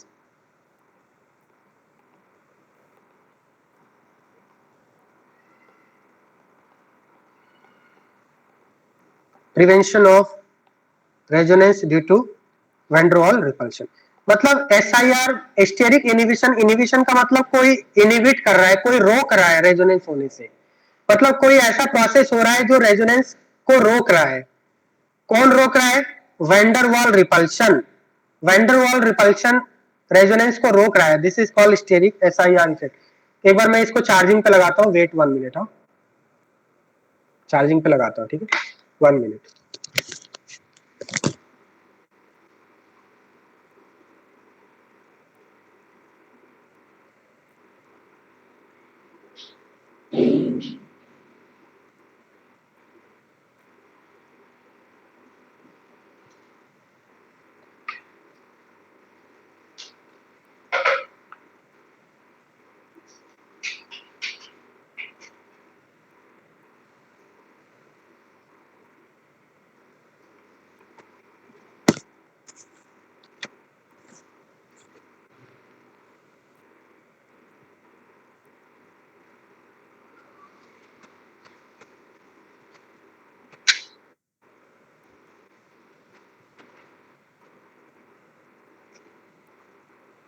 Hello students, voice आ रहा है क्या?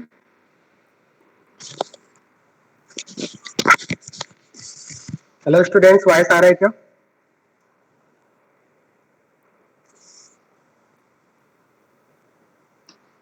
So steric inhibition of resonance means something is preventing from resonance, that is van der Waal repulsion. We will see this what is SIR effect. तो आप ध्यान से देखिए क्या होता है। एक एग्जांपल लेते हैं और एग्जांपल से हम लोग समझते हैं। सपोज मान लिया मैंने एक एग्जांपल लेता हूँ, बेंजीन रिंग है और बेंजीन रिंग में मैंने NO2 ग्रुप अटैच किया है, 3 NO2 ग्रुप्स मैंने अटैच किया है।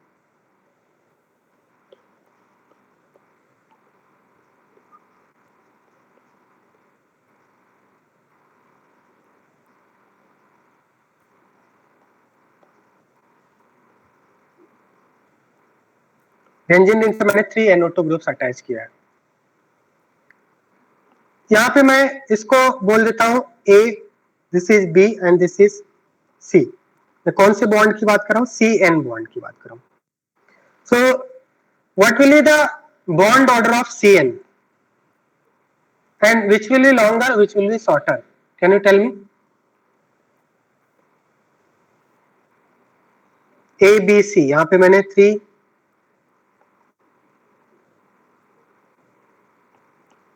इसको ऐसे मान लिया, this is A, this is B, this is C। क्या बोला मैंने, बात समझ में आ रहा है? What is bond order of CN? CN bond order कितना होगा? Actual bond order of CN कितना होगा? Will it be 1? क्या ये प्योर सिंगल है? नहीं, प्योर सिंगल नहीं, क्योंकि ये बेंजीन के साथ कॉन्जुगेशन में है। क्या इसे पार्शियल डबल बॉन्ड कैरेक्टर आएगा? बिल्कुल आएगा, इसे पार्शियल डबल बॉन्ड कैरेक्टर आएगा, because with this double bond is in conjugation with this double single double bond होगा ऐसा। तो ये डबल बॉन्ड ऐसा होगा ना, इस तरह से होगा। तो मैं सपोज मान ले एक को बनाता हूं मैं, तो उससे पार्शियल डबल बॉन्ड कैरेक्टर आएगा, ये डबल में कन्वर्ट हो जाएगा और यहाँ पे पॉजिटिव चार्ज आ जाएगा।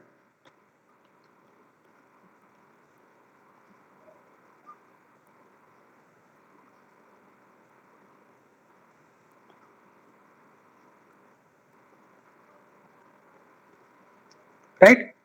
And similarly this double bond, this single bond, this CN bond is also, यहाँ पे भी आपका डबल बॉन्ड आएगा या नहीं, ये भी आपका नेक्स्ट जब इस तरह से आप करेंगे तो डबल बॉन्ड में कन्वर्ट हो जाएगा, और ये भी सिंगल बॉन्ड डबल में कन्वर्ट होगा, क्योंकि ये वाला डबल बॉन्ड जब इसके कॉन्जुगेशन में आएगा, मतलब all the CN bonds are not single bond, they have partial double bond character.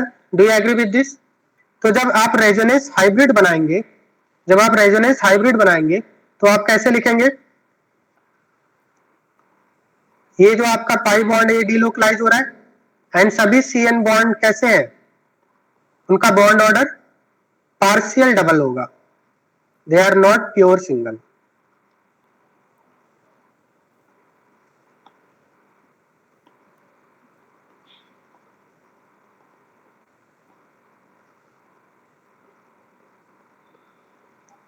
तो CN बॉन्ड ऑर्डर कितना होगा, पार्शियल डबल बोल सकते हैं, partial double, this is not pure single, partial double bond. यहां तक क्लियर है आपको, because of conjugation with benzene ring. तो ये आपका जो सिंगल बॉन्ड आपको दिखाई दे रहा है वो after some time it will convert into double bond, right. Now अब हम लोग एक और केस लेते हैं, यहाँ पे एक और केस लेते हैं. हाँ वो डेल वगैरह आएगा, वो उसकी बात नहीं कर रहे हैं, ठीक है, डेल वगैरह आएगा वो आप बना लेना, ठीक है, डेल वगैरह आप बना लेना, ठीक है. आप देखिए एक और एग्जांपल लेते हैं हम लोग.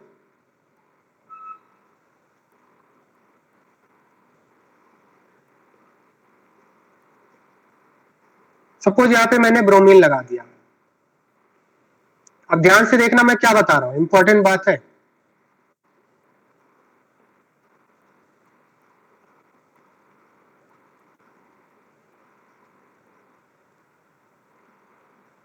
सपोज मैंने बीच में ब्रोमीन लगा दिया फर्स्ट पोजीशन पे, उन दोनों में डिफरेंस क्या है, इसके पहले मैंने ब्रोमीन नहीं लगाया था. तो अब ये ब्रोमीन क्या करेगा, ब्रोमीन कैसा एटम होता है, स्मॉल एटम होता है, लार्ज एटम होता है. अगर हम देखें तो fluorine, chlorine, bromine, iodine second third fourth period का एलिमेंट है, लार्ज एटम है, ठीक है. तो ब्रोमीन की साइज कैसी होती है, लार्ज होती है, बल्की एटम है. लार्ज एटम क्या बोलते हैं, this is a bulky atom, ये एक बल्की एटम है, केमिस्ट्री में लार्ज को बल्की बोलते हैं, ठीक है. और NO2 भी एक बल्की ग्रुप है, इजंट इट, क्योंकि इसमें 3 एटम्स दिख रहे हैं आपको, ये भी एक बल्की ग्रुप है, और ये वाला भी NO2 एक बल्की ग्रुप है. तो इस दो बल्की एटम अगर 1-2 पोजीशन पे होते हैं, बेंजीन रिंग से अगर दो बल्की ग्रुप 1-2 पोजीशन पे है तो इनके बीच में रिपल्शन होता है, इनके बीच में ये आपस में लड़ते भिड़ते हैं या आपस में टकराते हैं, टकराएंगे या नहीं बताइए, क्या ये स्टेबल सिचुएशन होगी, दो बल्की ग्रुप एक दूसरे के बहुत ही क्लोज है तो ये स्टेबल सिचुएशन नहीं होगी, इसको बोलते हैं van der Waal repulsion. This is called van der Waal repulsion. They will feel steric crowding, बहुत ज्यादा क्राउडिंग है यहाँ पे, this is called steric crowding, steric crowding बोलते हैं. और साथ में इस साइड से तो स्टेरिक क्राउडिंग है, मतलब ये ब्रोमीन इस साइड से स्टेरिक क्राउडिंग है, आपस में टकरा रहे हैं एक दूसरे से, और इस साइड से भी स्टेरिक क्राउडिंग है, इजंट इट, दूसरे साइड से भी स्टेरिक क्राउडिंग है. तो ये बिल्कुल ही स्टेबल सिचुएशन नहीं है. तो ऐसे केस में मॉलिक्यूल क्या करेगा फिर, अगर ये सेम प्लेन में होंगे तो बहुत ज्यादा स्टेरिक क्राउडिंग होगा, तो क्या करता है जो बल्की ग्रुप है वो आउट ऑफ प्लेन चला जाता है. एक बार फिर से देखते हैं, जब भी आपका बेंजीन रिंग से कोई दो बल्की ग्रुप अटैच होते हैं 1-2 पोजीशन पे, तो because of steric crowding, because of instability in the compound, the one of the group goes out of plane. तो ये क्या हो जाएगा, ये बेंजीन रिंग से बाहर चला जाएगा, आउट ऑफ प्लेन चला जाएगा, NO2 group out of plane चला जाएगा, और सिमिलरली ये वाला NO2 ग्रुप भी आउट ऑफ प्लेन चला जाएगा. Why? To minimize repulsion. To minimize repulsion. बात समझ में आ रहा है, अगर सेम प्लेन में होंगे तो ज्यादा रिपल्सन के चांसेस है, isn't it? अगर दो लड़ाई करने वाले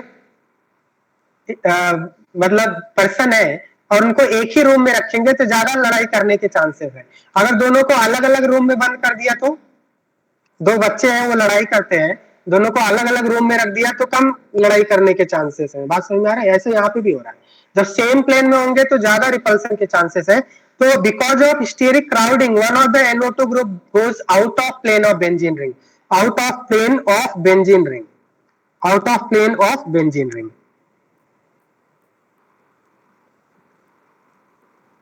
out of plane of benzene ring to minimize repulsion. मतलब सपोज मान लिया बेंजीन रिंग XY प्लेन में, तो XY प्लेन से थोड़ा सा ऊपर चला गया। मान लिया ये बेंजीन रिंग है, सपोज ये बेंजीन रिंग फ्लैट होता है, मैंने आपको बताया था। देखो इधर क्या वीडियो दिख रहा है आपको, वीडियो दिख रहा है? तो मान लिया पहले NO2 ऐसा था, अगर Br नहीं होता तो सेम प्लेन में होता, देखिए इस तरह से ऐसे होता, Br ऐसा होता। अब यहां से क्या हो गया, रिपल्सन मिनिमाइज करने के लिए NO2 ग्रुप ऊपर चला गया, ऐसा थोड़ा सा प्लेन से बाहर चला गया। मतलब पहले सेम प्लेन में थे, पहले सेम प्लेन में, अब थोड़ा सा ये ऊपर चला गया, ऐसा मिनिमाइज करने के लिए रिपल्शन। ये यहां तक समझ में आ रहा है आपको? बताइए, ये आउट ऑफ प्लेन चला गया। अब मैंने आपको बताया था रेजोनेंस या डीलोकलाइजेशन की क्या कंडीशन होती है, अगर ग्रुप सेम प्लेन में है तो ही रेजोनेंस होता है, अगर ग्रुप सेम प्लेन में है तो ही रेजोनेंस होता है। तो अब यहां पे बताइए कि जो अभी तक ये डबल बॉन्ड इस डबल बॉन्ड के साथ कॉन्जुगेशन में था, जब ये आउट ऑफ प्लेन चला जाएगा तो क्या ये कॉन्जुगेशन में रहेगा? नहीं होगा। मतलब यहाँ पे ये कॉन्जुगेशन नहीं होगा। मतलब ये वाला जो कॉन्जुगेशन अभी तक हम लोग कर रहे थे, इस टाइप का जो कॉन्जुगेशन कर रहे थे, ये अब कॉन्जुगेशन नहीं होगा, this conjugation will not happen. और सिमिलरली ये वाला कॉन्जुगेशन, ये डबल बॉन्ड क्या इस नाइट्रो ग्रुप से कॉन्जुगेशन में होगा? ये भी नहीं हो पाएगा, क्योंकि आउट ऑफ प्लेन चला गया ना। प्लेन में होता तभी रेजोनेंस होता। But what about this NO2, क्या ये प्लेन में रहेगा या ये भी आउट ऑफ प्लेन जाएगा? क्या इसको आउट ऑफ प्लेन जाने की जरूरत है? नहीं, क्योंकि यहाँ पे 1 2 3, ये तो 1 3 पोजीशन पे, ये तो दूर है ना, 1 2 पोजीशन पे रिपल्शन होता है, 1 3 पोजीशन पे रिपल्शन नहीं होता है, दूर हो रहा है, दूर है। तो ये जो आपका थर्ड NO2 ग्रुप है, this will be in the plane of benzene ring, in the plane of benzene ring, this will be in the plane of benzene ring। तो इसका मतलब क्या होगा, यहां पे कॉन्जुगेशन होगा या नहीं? ये वाला डबल बॉन्ड कॉन्जुगेशन में होगा, अगर प्लेन में है तो कॉन्जुगेशन होगा, मतलब ये वाला कॉन्जुगेशन होगा। बस समझ में आ रहा है? ये वाला कॉन्जुगेशन होगा। तो अब यहाँ पे मैं CN बॉन्ड को ऐसा रिपोर्ट कर दे रहा हूं, देखना यहाँ पे ध्यान से, ये CN बॉन्ड को मैं फर्स्ट बोल दे रहा हूं, ये वाले CN बॉन्ड को मैं सेकंड बोल दे रहा हूं, और ये वाले CN बॉन्ड को मैं थर्ड बोल दे रहा हूं। मैं इस CN बॉन्ड की बात कर रहा हूं। सो इसमें इस टाइप के क्वेश्चन जेई में आया, जेई एडवांस में आया है, बोला है कि right order of CN bond length, order of CN bond length, right order of CN bond. नहीं, यहाँ पे देखो Br भी जा सकता था, बट Br भी जा सकता था, बट Br नहीं जाता है, क्योंकि NO2 ज्यादा बल्कि है, जो ज्यादा बल्कि है वो प्लेन आउट ऑफ प्लेन जाता है, जो ज्यादा बल्कि है वो आउट ऑफ प्लेन जाता है। NO2 के अंदर 3 एटम्स है ना, और Br के अंदर एक ही एटम है, तो NO2 इज मोर बल्कि इन कंपेयर टू Br। तो जो ज्यादा बल्कि है वो मोस्टली जनरली आपका बेंजीन के बाहर जाता है, प्लेन के बाहर जाता है, तो NO2 प्लेन के बाहर जाएगा। So can you write the order of CN bond length in this compound? This is JEE advanced question. बताइए, order of CN bond length, first, second and third, बताइए। तो CN first is equal to CN third or second, and they will be longer than CN third, they will be longer than CN third। क्यों? क्योंकि CN third में partial double bond character आएगा, isn't it? जब delocalise होगा double bond तो partial double bond character आएगा, partial double bond character आएगा। और CN फर्स्ट और सेकेंड, क्या इसमें रेजोनेंस हो रहा था? नहीं। तो ये CN फर्स्ट एंड सेकेंड कैसे है? प्योर सिंगल है, क्योंकि आउट ऑफ प्लेन चला गया था, और सिंगल बॉन्ड लॉन्गर होता है, डबल बॉन्ड कैरेक्टर आने से शॉर्टर हो जाता है। तो क्या ये बॉन्ड लेंथ का ऑर्डर सभी स्टूडेंट को समझ में आ रहा है? इसी प्रोसेस को बोलते हैं स्टेरिक इनहिबिशन ऑफ रेजोनेंस, और शॉर्ट में बोलते हैं SIR इफेक्ट।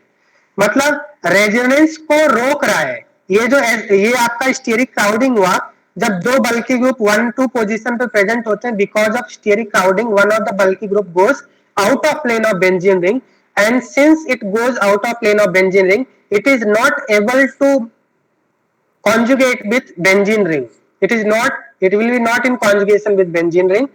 So resonance क्या हो गया? Inhibit हो गया. So this is called steric inhibition of resonance. That means prevention of resonance due to steric crowding. क्या ये बात समझ में आ गया? टॉपिक समझ में आ रहा है? SIR इफेक्ट का मतलब क्या है? हाँ, क्या बोल रहे? सेम प्लेन में होने वाले एटम्स में होता है, बिल्कुल. हाँ, रेजोनेंस होने के लिए ग्रुप सेम प्लेन में होना चाहिए. सेम प्लेन में होंगे तभी रेजोनेंस होता है. ठीक है. तो C N bond length first and second pure single है तो लॉन्गर होगा, थर्ड आपका पार्शियल डबल बॉन्ड होने की वजह से शॉर्टर हो गया. ठीक है, बात समझ में आ रहा है आपको? This is called steric inhibition of resonance. ये आपके एक्सरसाइज बुक में भी ये क्वेश्चन दिया हुआ है.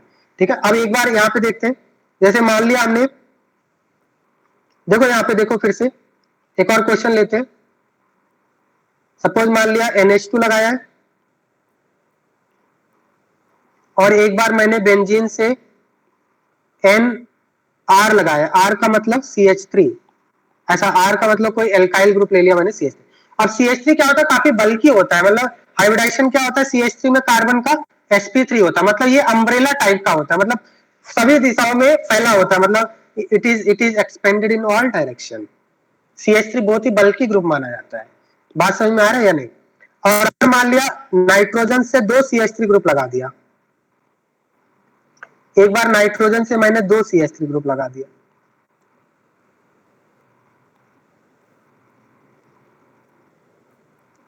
मुझे बताइए कि बेंजीन रिंग के साथ सबसे अच्छा कॉन्जुगेशन कौन कर सकता है? नाइट्रोजन का जो लोन पेयर है. फर्स्ट केस में सबसे अच्छा कॉन्जुगेशन करेगा. सेकंड में थोड़ा वीक हो जाएगा. क्यों होगा अभी देखते हैं हम लोग. ठीक है, सेकंड में वीक हो जाएगा. ठीक है, अब यहाँ पे देखो क्या होता है कि यहाँ पे जो हाइड्रोजन है, एक हाइड्रोजन हिडन हाइड्रोजन होता है ना, तो क्या इन दोनों के बीच में क्राउडिंग होगा या नहीं? जो बेंजीन का हाइड्रोजन है और जो CH3 ग्रुप है बहुत बल्की ग्रुप होता है, तो यहाँ पे स्टेरिक क्राउडिंग होगा. यहाँ पे ये दोनों आपस में लड़ेंगे भिड़ेंगे, मतलब स्टेबल नहीं होंगे. दोनों एक दूसरे के बहुत ही क्लोज है, स्टेरिक क्राउडिंग होगा. इस साइड से भी स्टेरिक क्राउडिंग होगा, दूसरे साइड से भी स्टेरिक क्राउडिंग होगा. यहाँ पे भी स्टेरिक क्राउडिंग होगा. और इस स्टेरिक क्राउडिंग को कम करने के लिए क्या होगा? हाँ, हाइड्रोजन कम बल्कि है बट फिर भी स्टेरिक क्राउडिंग तो होगा ना. अच्छा, इसमें बताना कि यहाँ पे ज्यादा स्टेरिक क्राउडिंग होगा या इधर ज्यादा स्टेरिक क्राउडिंग होगा. मतलब कंपेयर अगर करें, हम लोग कंपेयर कर रहे हैं ना, इन दोनों में कंपेयर कर रहे हैं, तो इधर तो कोई स्टेरिक क्राउडिंग नहीं होगा ना, क्योंकि यहाँ पे हाइड्रोजन दोनों ही लेस बल्कि. एक बल्कि है, दूसरा हाइड्रोजन. कुछ तो साइज होता है ना हाइड्रोजन का, तो विच will be more effective. Comparison कर रहे हैं हम लोग, ये ज्यादा इफेक्टिव है डिलोकलाइज करने में या फिर यहाँ पे थोड़ा सा प्रॉब्लम आएगा. सेकंड थर्ड वाले में यहाँ पे प्रॉब्लम आएगा. क्यों प्रॉब्लम आएगा? क्योंकि यहाँ पे स्टेरिक क्राउडिंग है. हाइड्रोजन का भी थोड़ा बहुत स्टेरिक क्राउडिंग होता है. CH3 काफी बल्कि है, हाइड्रोजन से लड़ेगा. ठीक है, तो ये क्या हो जाएगा? इस स्टेरिक क्राउडिंग को कम करने के लिए ये जो NR2 ग्रुप है, NR2 group will go out of plane,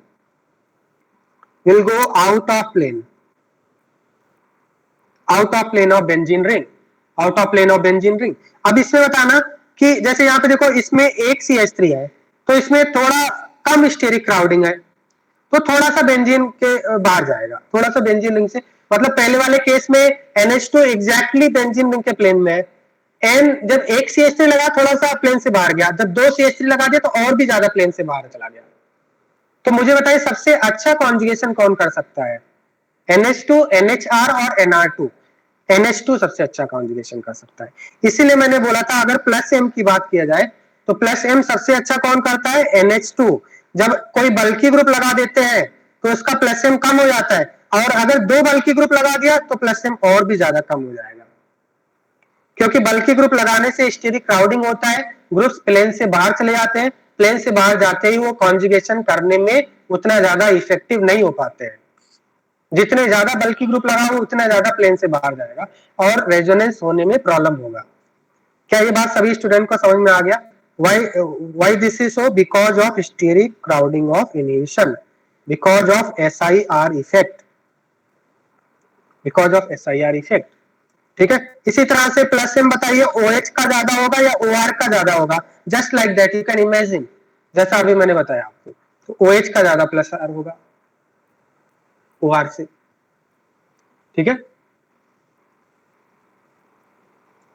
अब देखिए यहाँ पे एक क्वेश्चन लिखिए, समझ में आ गया सभी स्टूडेंट को? बहुत ही इंपॉर्टेंट टॉपिक है, एक बार इसको रिवाइज करना, आपको अच्छे से समझ में आ जाएगा।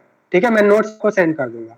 एक क्वेश्चन देखते हैं, ठीक है, एक क्वेश्चन देखते हैं, फिर आपको मैं आप जा सकते हैं। ठीक है, लीव कर सकते हैं, 1 मिनट। एक क्वेश्चन लिखिए आप।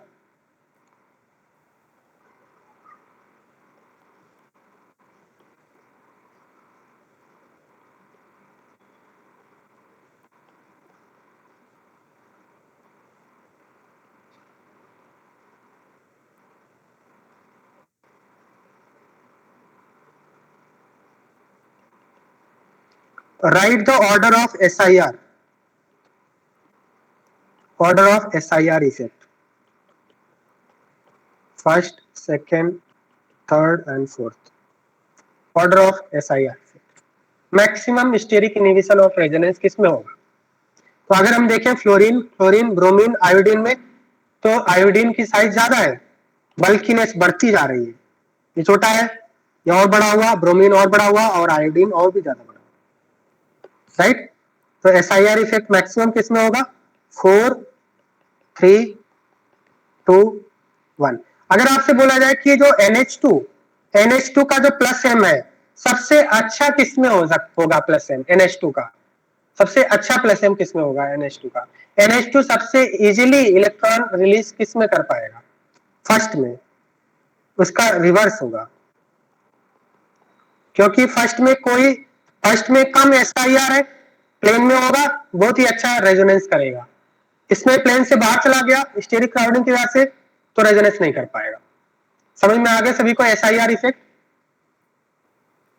हाँ, अब यहाँ पे होमवर्क लिख लीजिए, राइट होमवर्क।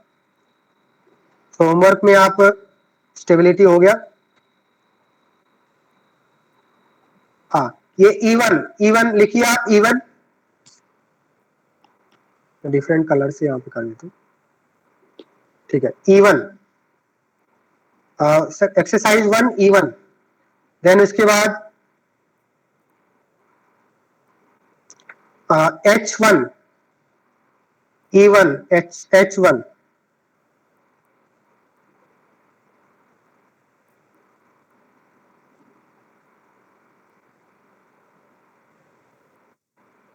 अभी सेक्शन डी कंप्लीट कर सकते हैं आप, क्योंकि इसमें कुछ क्वेश्चन मैंने आपको बताया था बाद में करेंगे। आप सेक्शन डी कंप्लीट कर सकते हैं, आप आज सेक्शन डी कंप्लीट कर सकते हैं आप, जो भी क्वेश्चन आपका नहीं हुआ। E1 section E steric inhibition of resonance आप कंप्लीट कर सकते हैं। नेक्स्ट क्लास में मैं डेफिनेशन भी लिखवा दूंगा SIR का। H1 H5, देखिए H5 वही है, SIR इफेक्ट है H5, दिख रहा है आपको? H5 में SIR इफेक्ट लगाएंगे।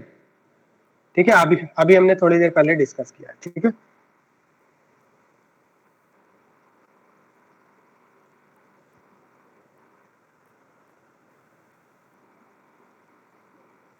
एक्सरसाइज 2 में लिखिए, एक्सरसाइज 2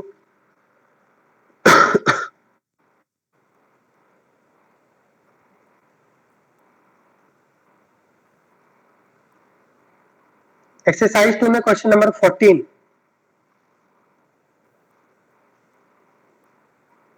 क्वेश्चन नंबर 18,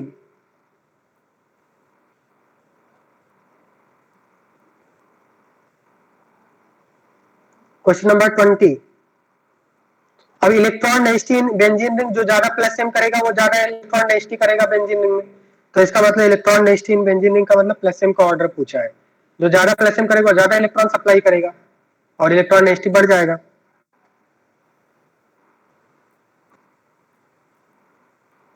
पार्ट 2 में लिखिए, पार्ट 2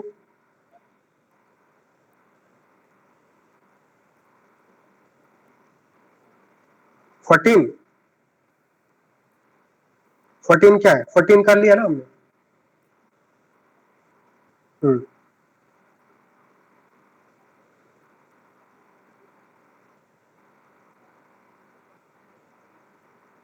पार्ट 3 में लिखिए, पार्ट 2 में नहीं है, पार्ट 3 में। पार्ट 3 में क्वेश्चन नंबर 6 एंड 5 नहीं किया तो कर लेना आप।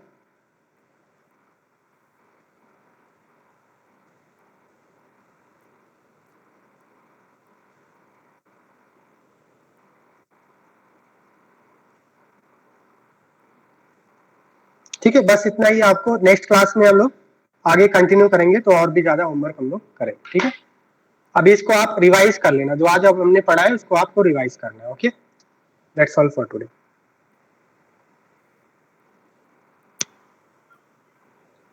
Hello sir. हाँ हाँ, बताइए।